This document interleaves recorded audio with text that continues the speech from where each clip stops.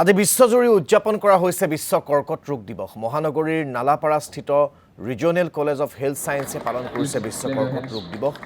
চিকিৎসক যোগেন্দ্ৰ মজুমদাৰ, কৰ্কট বিশেষজ্ঞ আশুতোষ বাচ্চানে কৰ্কট ৰোগক কিদৰে পৰাভূত কৰি জীৱন জয় কৰিব পাৰি তাৰ বিষয়ে আলোচনা কৰে। কৰ্কট ৰোগ দিৱস উপলক্ষে মহাবিদ্যালয়খনৰ ছাত্ৰ-ছাত্ৰী আৰু কৰ্তৃপক্ষই ৰাইজক সজাগ কৰাৰ উদ্দেশ্যে উলিয়াই সজাগতা ৰেলী।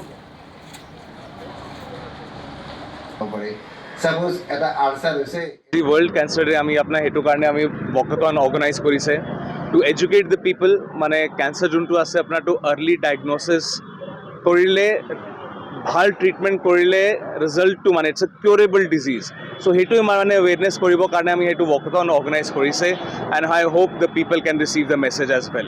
আমি ওয়ার্ল্ড ক্যান্সার ডে হিসাবে আমি গোটেই যিখিনি আমাৰ কলেজৰ ষ্টুডেণ্ট আছিলে গোটেইখিনি লৈ আমি এখন সভা আৰম্ভ কৰিলোঁ কলেজৰ প্ৰেক্ষাগৃহত। সভাখনত বিস্তাৰিতভাৱে আমি কেনেকৈ আমাৰ কেঞ্চাৰৰ কাৰণে আমি সজাগ কৰিব পাৰোঁ মানুহখিনিক, সেইখিনিৰ কাৰণে আমি গোটেই ষ্টুডেণ্টৰ হাতত প্লে কাৰ্ড দিলোঁ।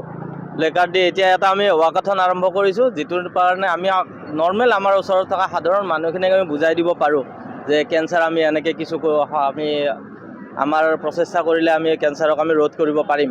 সেনেকুৱা কিছু প্লে কাৰ্ডৰ জৰিয়তে আমি বুজাবলৈ চেষ্টা কৰি হওক।